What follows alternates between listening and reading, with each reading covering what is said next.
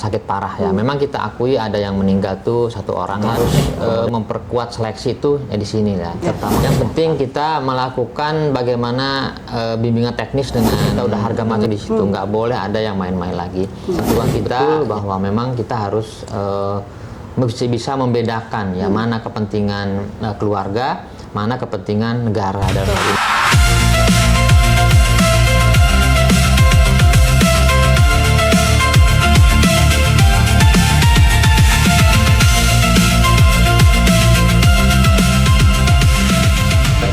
Assalamualaikum warahmatullahi wabarakatuh. Halo teman pemilih, selamat datang kembali di podcast Ngopi Kamisan KPU Kota Serang. Ngobrol santai, penuh informasi seputar demokrasi dan kepemiluan. Saya Rati sebagai host yang akan menemani teman pemilih pada episode kali ini dengan tema Badan Ad Hoc Pemilu. Tentunya hadir hari ini sudah bersama narasumber Bapak Haji Ade Jahran. Beliau adalah anggota KPU Kota Serang, Divisi Sosialisasi Pendidikan Pemilih, Partisipasi Masyarakat, dan SDM. Apa kabar Bapak? Alhamdulillah, kabar baik, Merati. Alhamdulillah. Keluarga sehat ya Pak ya? Sehat. Alhamdulillahirabbil alamin. Sebelum kita memulai pembahasannya Pak, mungkin Bapak bisa memperkenalkan diri terlebih dahulu kepada teman pemilih khususnya. Iya. Terima kasih, Merati. Nah, Merati biasa kalau dipanggil di kantor Merati ya. Iya. Tapi enakan Bu Ratih aja ya, biar Karena lagi familiar. podcast Pak ya. Oh iya. Podcast, ya. Jadi selamat pagi teman-teman semuanya dan teman pemilih KPU Kota Serang. Alhamdulillah saya Ade Jahran. Kebetulan saya ini di KPU Kota Serang menginjak ke periode kedua untuk menjadi anggota KPU Kota Serang. Kebetulan sekarang di periode kedua ini saya mengampu divisi Sosdiklik Parmas SDM, ya, cukup panjang sekali nih. Sosialisasi Pendidikan Pemilih, Partisipasi Masyarakat, dan Sumber Daya Manusia KPU Kota Serang. Alhamdulillah sehat semua ya Bu Rati hari ini. Alhamdulillah. Dan memang sebetulnya sebelum di KPU saya pernah juga menjadi anggota dan ketua Komisi Informasi Provinsi Banten. Dan sebelumnya juga saya cukup lumayan lama, hampir 12 tahun di media lokal ya. Itu Bu Rati. Kemudian saya juga pernah menjadi pengajar di Universitas Matul Anwar atau UNMA, juga di Universitas Serang Raya ataupun Unsera ya. Jadi dengan pengalaman segitu ya, mudah-mudahan saya saat ini menjabat anggota KPU yang mudah-mudahan bisa mengabdikan diri untuk bangsa dan negara ini. Tentunya pengabdian yang lebih baik ya, kira-kira begitu ya Bu Ratih ya. Siapa Pak? Teman pemilih, ternyata pengalaman Pak Ade Jahran ini sangat banyak sekali ya. Udah terbilang dia sangat senior sekali nih di kalangan ini ya Pak ya, komisioner yang lain ya Pak ya. 10 tahun menjabat. Dan berapa tahun Pak di KI Bapak? Kita 1 periode. Oh, 1 periode. Dan lebih lama juga di media ya Pak ya. 12 tahun ya Pak ya. Masya Allah, tabarakallah. Terima kasih Pak Haji sudah hadir di podcast Ngopi Kamisan KPU Kota Serang. Sebelum masuk ke pembahasan inti Pak, saya mau bertanya santai nih Pak. Oke Pak ya. Kalau Badan Ad Hoc itu terdiri dari apa saja sih Pak Haji? Iya, terima kasih Bu Ratih. Untuk Badan Ad Hoc untuk di KPU memang di penyelenggara pemilu itu kan ada Badan Ad Hoc ya. Di KPU juga ada Badan Ad Hoc, di Bawaslu juga ada Badan Ad Hoc ya. Untuk di KPU itu Badan Ad Hoc-nya ada 3 ya. Pertama adalah PPK, kemudian PPS, kemudian KPPS ya. Itu tingkatannya, kalau PPK itu ada di tingkat kecamatan, kemudian PPS itu ada di tingkat kelurahan, dan KPPS adanya tingkat TPS ya, gitu ya. Jadi memang ada tingkatan-tingkatannya. Memang kemarin di pemilu 2004 kemarin kita semuanya tersebar di 6 kecamatan ya, di 6 kecamatan, kemudian di 67 kelurahan, dan juga di 1877 TPS ya. Jadi cukup banyak sekali berarti. Nah, sementara untuk keanggotaan ataupun petugasnya untuk tingkat PPK itu ada 5 orang katakanlah anggota PPK, kemudian ditambah dengan 3 orang sekretariat. Untuk di PPS itu ada 3 anggota PPS, kemudian 3 sekretariat. Sementara untuk di TPS itu ada 9 orang KPPS, ya, anggota KPPS, terdiri dari 7 orang anggota KPPS dan 2 orang linmas ataupun petugas ketertiban atau keamanan ya. Itu semuanya ada di tingkatan masing-masing, baik kecamatan, kelurahan maupun tingkat TPS ya. Itu berarti sementara untuk kalau di total dalam periode 2024 kemarin di pemilu 2024 kemarin memang cukup banyak kita merekrut banyak anggota ad hoc ya. Contoh misalkan di PPK aja, karena di kecamatan kita jumlah kecamatan ada 6 kecamatan, maka anggota ataupun personel yang kita rekrut itu sekitar 48 orang. Sementara untuk PPS itu sekitar 402 orang dan KPPS itu sekitar 16.893 orang ya. Jadi memang setiap gelaran pemilu itu kita membutuhkan atau merekrut belasan ribu orang ya untuk menjadi petugas di tingkatan ad hoc itu ya. Itu Bu Ratih terkait dengan ad hoc ya. Baiklah Pak. Berarti di saat pemilu ini banyak sekali terbuka juga untuk lapangan kerja ya Pak ya. Betul. Pemilu ini ya, Masya Allah luar biasa. Penjelasan yang sangat gamblang sekali dari Bapak Adi Jalan. Pak, masuk ke pertanyaan pertama. Bagaimana strategi KPU Kota Serang dalam menyaring ribuan pendaftar badan ad hoc di 6 kecamatan agar terpilih anggota yang berintegritas dan netral? Ya, untuk strategi kita di KPU Kota Serang untuk merekrut anggota ad hoc baik itu PPK, PPS maupun KPPS, kita selalu mengacu kepada SOP yang ada, bahwasannya memang ada prosedur yang dilalui. Pertama adalah untuk administrasi itu masuk ataupun mendaftar melalui SIAKBA ya, Sistem Informasi KPU dan Badan Ad Hoc yang dibentuk atau dibuat oleh KPU RI. Nah, kemudian si pelamar itu mendaftar ke sistem itu. Setelah itu baru ada seleksi administrasi dan kemudian tes tulis dan juga tes wawancara. Nah, tentu kita ingin melihat ketika melakukan wawancara ingin melihat bagaimana calon-calon anggota Badan Ad Hoc ini berkualitas, mampu, termasuk dengan rekam jejaknya yang memang kita telusuri ya, sehingga kita tidak salah pilih ya begitu. Nah, pada 2024 kemarin kita terbilang sukses untuk bagaimana merekrut Badan Ad Hoc ini dan juga mereka melaksanakan tugas-tugas sebaik mungkin ya. Jadi kita alhamdulillah tidak ada persoalan, karena memang ad hoc ini juga di samping melaksanakan teknis juga untuk bagaimana mempertanggungjawabkan soal keuangan, sehingga memang dibutuhkan sekretariat yang memang paham keuangan, paham administrasi keuangan dan juga surat menyurat dan lain sebagainya. Sehingga kita juga bisa ataupun badan ad hoc yang di PPK ini bisa terbantu oleh teman-teman sekretariat yang memang sudah paham terkait dengan administrasi ya. Itu Bu Ratih. Mantap sekali Pak jawabannya. Lanjut ke pertanyaan nomor 2 Pak. Langkah konkret apa yang diambil komisioner untuk menjaga kesehatan dan keselamatan fisik petugas KPPS di lapangan Pak, mengingat tingginya beban kerja mereka pada saat pemilu serentak kemarin? Iya, saya masih ingat betul ya di pemilu 2024 ya. Memang kemarin bahkan 2019 juga kita mengalami bahwa ada beberapa teman-teman KPPS yang meninggal dunia dan juga yang sakit ya. Nah, kemudian dievaluasi di 2004 ini bahwa kita setelah melalui proses dan diskusi panjang bahwa untuk menjaga kesehatan ataupun kebugaran para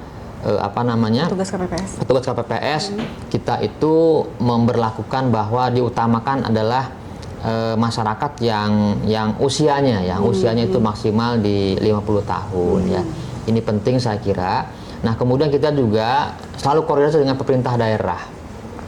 Saya masih ingat betul waktu itu komunikasi dengan Pak Wali Kota, kemudian Pak Sekda, Kepala Dinas Kesehatan, Pak Asda, semuanya kita kerahkan. Nah, kemudian atas dasar itu kita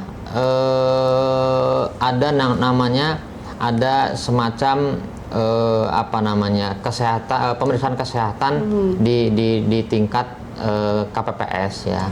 Walaupun mungkin tidak semua, tapi itu ada programnya itu. Termasuk kita juga pihak dinas kesehatan melakukan menyuruh ya ke teman-teman di puskesmas untuk bagaimana selalu koordinasi dengan teman-teman PPS dan juga KPPS ya. Jadi memang perlu kita ketahui bahwa kesehatan itu penting ya. Makanya kita juga sebelum teman-teman mendaftar di KPPS, kita ada namanya pemeriksaan kesehatan saat pendaftaran itu, kemudian mereka dibuktikan dengan pernyataan ataupun surat keterangan sehat ya, terutama mereka tidak terkait dengan misalkan penyakit jantung, kemudian diabetes dan sebagainya yang memang berbahaya ya gitu. Jadi kita harus termasuk darah tinggi juga kita itu dilarang dilarang karena memang beban kerja yang berat di KPPS itu bahkan bisa 24 jam ya mereka kerja, sehingga kita khawatir kalau misalkan ada yang misalkan punya riwayat darah tinggi misalkan ataupun penyakit jantung. Nah, ini kita menghindari betul. Jadi kita intinya bagaimanapun kita harus mengutamakan keselamatan teman-teman KPPS ya. Dan alhamdulillah kemarin 2024 kita sukses, tidak ada yang yang sakit parah ya. Memang kita akui ada yang meninggal tuh satu orang ya.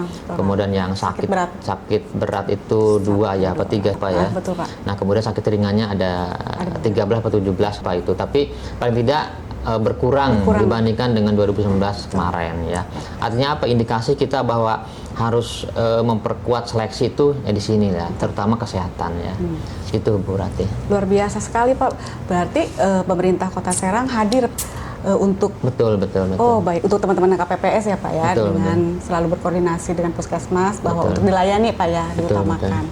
Baik Pak. Sama satu lagi Bu Rati, silakan. Ketika teman-teman PPK PPS dan KPPS ingin mendaftarkan menjadi anggota badan ad hoc, itu teman-teman di Dinas Kesehatan itu meringankan biaya pemeriksaan kesehatannya. Wah, luar biasa. Jadi di bawah standar Perda ya. Jadi memang ada keringanan dari pemerintah daerah. Karena apa? Karena pemerintah daerah pun ingin sama-sama mensukseskan pemilu 2004 kemarin, dan juga tentunya 2009 juga ingin mensukseskan pemilu dan pilkada tentunya ya. Betul. Baiklah Pak, masuk ke pertanyaan ketiga Pak, bagaimana evaluasi KPU Kota Serang terhadap integritas dan netralitas badan ad hoc di pemilu 2024? Mengingat badan ad hoc sangat rentan terhadap intervensi di tingkat akar rumput. Ya, tentu kita untuk persoalan ini memang kita punya pengalaman ya. Yang penting kita melakukan bagaimana bimbingan teknis dengan jelas, dengan gamblang, apa yang harus dilakukan oleh teman-teman dan apa yang tidak boleh dilakukan. Karena pada prinsipnya teman-teman ketika melanggar tentu ada sanksi ya. Tentu akan misalkan di sidang melalui kode etik dan sebagainya ya. Nah, ini penting saya kira bagaimana kita dari KPU Kota selalu mengingatkan ya, jangan sampai main-main dengan, mohon maaf misalkan dengan penggelembungan surat suara ataupun nilai suara ya. Itu kita udah harga mati di situ, nggak boleh ada yang main-main lagi. Jadi kita ya mudah-mudahan ke depan juga ini menjadi perhatian kita semuanya, bahwa memang di badan ad hoc itu mungkin ya kita juga tidak tutup mata. Misalkan ada juga mungkin beberapa teman-teman di badan ad hoc ternyata misalkan tetangganya itu nyaleg misalkan ya, nyalon misalkan, atau mungkin bahkan saudaranya nyalon. Ya, Pak. Nah, ini juga menjadi penting kita ketika itu ada yang kita ketahui bahwa tetangganya nyaleg, saudaranya nyalek juga. Nah, kita akan stressing di situ, wanti-wanti betul bahwa memang kita harus bisa membedakan ya mana kepentingan keluarga, mana kepentingan negara, dalam hal ini kepentingan KPU ya. Tentu kita dalam hal itu juga tidak tutup mata juga, teman-teman Bawaslu juga mengawasi penuh baik itu tahapan-tahapan di pemilu maupun juga terkait dengan kode etik ad hoc ya, kode etik anggota badan ad hoc. Tentu Bawaslu juga punya peran di situ bagaimana menghindari betul transaksi-transaksi keuangan, misalkan money politik, kemudian ada transaksi-transaksi antar misalkan penyelenggara. Nah, saya kira di samping kita KPU terus-menerus mengingatkan, saya kira Bawaslu juga di situ memiliki peran untuk mengawasi semuanya ya. Baik, Pak. Jadi netralitas sangat penting ya Pak ya untuk menjadi persyaratan badan ad hoc ya Pak ya. Ya, karena memang kalau kita nggak netral nanti malah amburadul kita Bu Rati. Karena netral itu kan sangat harga mati dan sangat vital sekali. Jadi kita sebelum apa-apa ya pasti kita harus mengatakan bahwa kita harus netral. Kita harus melayani semua pihak, baik itu pemilih maupun peserta, peserta pemilu. Dalam hal apa? Tentu dalam hal kita secara teknis, penyelenggaraan pemilu, kemudian sosialisasi dan sebagainya itu kita harus melayani itu. Tapi tidak untuk tidak melayani, kita tidak melayani hal-hal yang memang tadi yang cawe-cawe dan sebagainya. Oh, itu dilarang banget itu ya Pak? Tidak boleh. Siap. Baik Pak, tantangan geografis atau demografis terberat yang dihadapi oleh badan ad hoc di Kota Serang, misalnya Pak, masalah DPT atau logistik, dan bagaimana komisioner menyelesaikan hal tersebut di lapangan Pak? Ya, memang geografis di Kota Serang secara umum memang tidak terlalu sulit untuk dijangkau. Tapi ada beberapa kelurahan, contoh di Tak-Takan ya, karena memang ada daerah-daerah yang memang berbukit di situ. Tapi secara keseluruhan tidak ada masalah karena masih bisa dilalui oleh kendaraan roda 4 ya. Tidak ada yang memang di Kota Serang itu tidak ada yang tidak bisa dijangkau. Kecuali memang ada yang blank spot ya, tidak ada internet, tidak ada akses internet, itu ada di Tak-Takan juga 1 dan Kasemen 1 ya. Tapi itu kemarin bisa diatasi dengan baik karena memang pada prinsipnya kita bisa menolong ataupun membantu teman-teman yang tidak ada akses internet itu ya. Tapi alhamdulillah semuanya berjalan dengan baik. Dan memang kita usahakan semaksimal mungkin ketika kemarin teman-teman memindai segala macam itu memindai C hasil misalkan itu tetap menggunakan internet ya. Karena di daerah itu ada sebenarnya bukan nggak ada internet ya, tapi hanya hanya ada misalkan provider hanya 1-2 provider yang bisa akses di situ, sehingga kita menggunakan nomor provider itu ya. Jadi memang pada prinsipnya artinya badan di situ bisa ganti nomor ya seluler ketika awalnya menggunakan seluler A, tapi karena A itu di situ tidak ada sinyal, beralih ke provider B begitu. Yang jadi sinyalnya kencang ya Pak ya. Betul. Jadi akhirnya memang bisa diatasi dengan baik. Alhamdulillahirrahmanirrahim. KPU benar-benar mengatasi hambatan tersebut dengan sigap ya Pak ya, agar KPU berjalan dengan baik ya Pak ya. Ya, karena kita juga harus memikirkan waktu ya. Pak. Ketika kalau waktunya kita kan dipacu dengan waktu untuk bagaimana menyelesaikan target rekapitulasi itu ya. Pak. Betul Pak. Baik Pak, langkah mitigasi apa yang disiapkan KPU Kota Serang untuk mengatasi potensi pelanggaran kode etik oleh anggota KPPS atau PPS di wilayah kecamatan seperti Serang, Cipocok Jaya, atau Kasemen? Ya, pada ini semuanya ya, kita melakukan mitigasi. Tadi mitigasi misalkan kita juga ketika akan mendaftar si A misalkan mau mendaftar badan ad hoc, maka kita akan cek dulu sebenarnya dia masuk anggota partai tidak ya. Cek di Sipol gitu ya. Kemudian kita juga menerima masukan dari masyarakat. Ini penting ya, tanggapan masyarakat itu baik yang terdekat maupun yang terjauh dari si orang ini ya.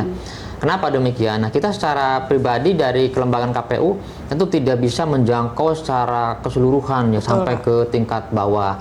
Maka ini dibutuhkan masukan ya, masukan dari masyarakat.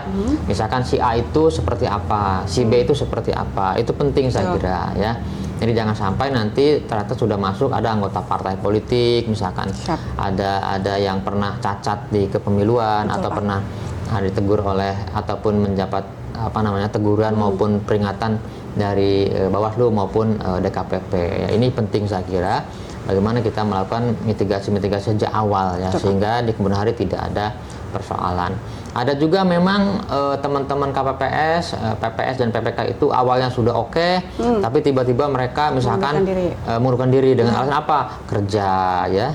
Kemudian awalnya sudah yang kerja, kemudian mengundurkan diri karena memang kalau misalkan menjadi anggota badan ad hoc kerjaan yang di sananya tidak kepegang, misalkan terlalu sibuk. Nah, ada juga yang begitu yang mengundurkan diri ya. Jadi banyak faktor yang mengundurkan diri. Gitu. Betul, Pak. Jadi teman pemilih mitigasi resiko ini sudah dipikirkan baik-baik ya Pak ya sebelum berjalannya tahapan Pak demi menjadikan pemilu itu menjadi baik, aman dan tertib ya Pak pastinya. Baiklah Pak, tadi adalah pertanyaan terakhir, saatnya kita untuk closing statement. Silahkan Bapak, mungkin ada closing statement yang Bapak sampaikan. Teman pemilih yang saya banggakan, saya hormati, kita akan menyongsong pemilu 2029 ya, 2009 tidak terasa akan tiba. Walaupun memang secara hitungan tahun masih 3 tahunan ya, atau mungkin 2 tahun lebih. Tetapi secara tahapan pemilu itu sebentar lagi. Iya betul Pak. 2027 itu kita sudah mulai tahapan awal ya. Tahapan awal 2007, 2028 itu sudah mulai tahapan, sehingga kita juga harus memikirkan dari sekarang bagaimana rekrutmen yang lebih baik terhadap teman-teman PPK, PPS maupun KPPS. Saya kira ini penting untuk menatap ke tahun 2029 ya. Tentunya kita ingin bahwa mereka yang terpilih di badan ad hoc itu yang terbaik, yang memiliki integritas yang tinggi begitu ya, tidak berpihak ya. Itu penting saya kira ya. Tentu kita juga akan mematuhi arahan-arahan dari pimpinan baik itu di KPU Banten maupun di KPU RI ya. Ini penting saya kira bagaimana melakukan arahan-arahan terkait dengan perekrutan badan ad hoc ya. Nah, memang dari tahun ke tahun memang perekrutan ini peminatnya cukup banyak ya Bu Rati. Peminatnya cukup banyak sehingga kita di tingkatan KPU kota itu betul-betul harus memilih orang-orang yang kredibel, yang profesional ya, berintegritas tinggi ya. Jangan asal memilih begitu ya. Nah, ini mudah-mudahan ke depan kita bisa lebih baik ya. Tentu kita juga tidak menutup mata. Tahun 2004 kemarin mungkin ada beberapa yang kurang-kurang ya, mudah-mudahan nanti di 2009 kita tutupi bolong-bolong itu ya, tutupi kekurangan-kurang itu dengan kita terus mematuhi arahan-arahan pimpinan juga aturan-aturan yang berlaku ya. Itu mungkin Bu Rati. Siap Bapak. Baik teman pemilih, tidak terasa obrolan kita hari ini sudah sampai di penghujung acara.